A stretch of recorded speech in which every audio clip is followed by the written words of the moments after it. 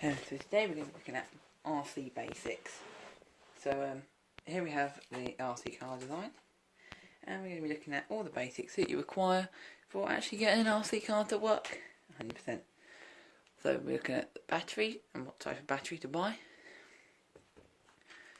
your RC receiver, your lithium polymer charger, your remote, ESCs, motor, and all that.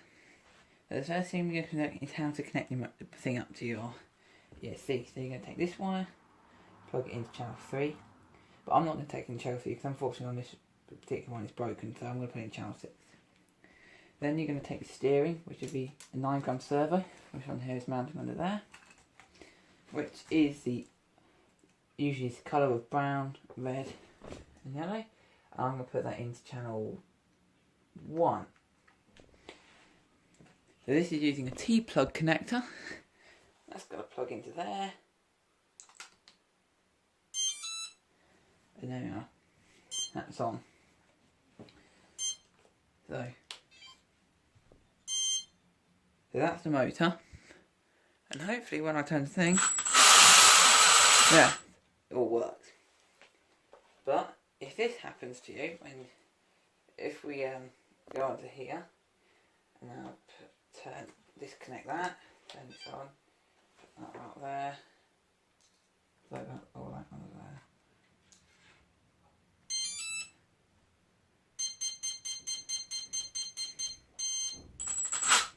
That might happen, so you need to then calibrate your ESC if that's happened.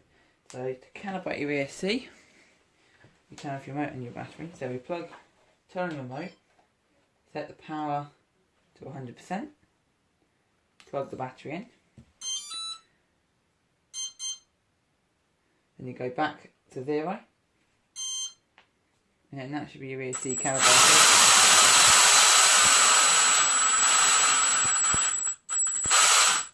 So you get the full range of drive.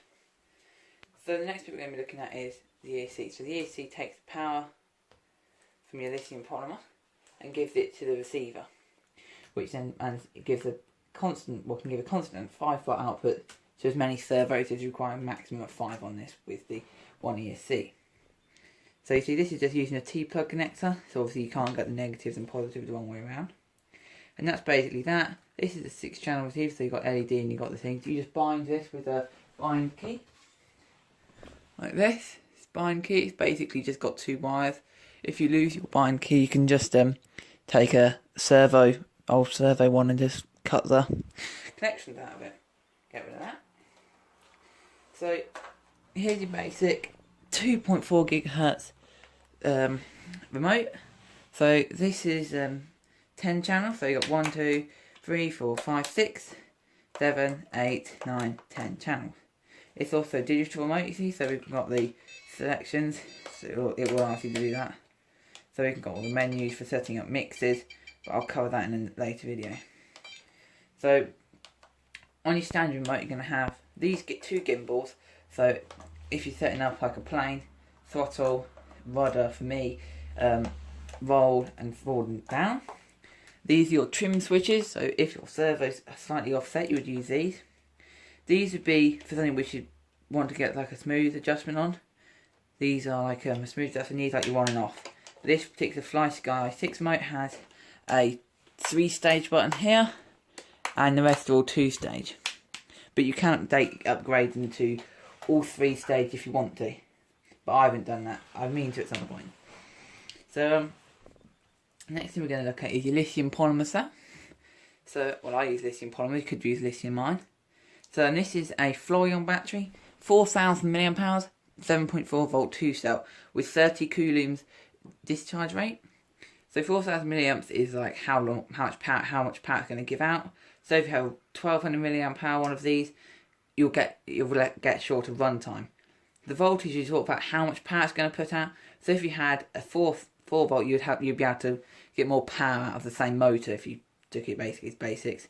As you see, I've labelled this battery B, so when I'm charging it, obviously I know which one of them charged. So I have 2. These are £30 on Amazon for 2 4,000.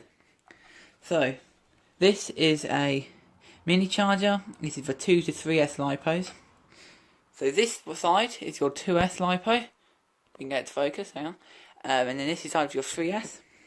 So with your 2S lipo, you'll take this side, put it in at the top, and then simply plug it in. Not particularly difficult. So this is a good charger. It's 800 milliamps per hour, so obviously it's going to take you about 5 hours to charge each one of these batteries fully. So these just plug into your wall as you would expect with this wire. It just plugs into a standard British socket on this. So that's pretty much the RC basics. You take your drone motor. This because it's a brushless motor. It's going to be going to have 3 wires. So you have 3 wires going into the AC. So if the motor was spinning the wrong way, which it isn't on this particular model because I've set it up correctly, all we have to do is change any one of these around. So if let's say if it was spinning the wrong way, you could change the blue one. You could change this blue one here with that one, and it guaranteed it will spin it the opposite direction. That's how brushless works. So that's pretty much all the RC basics.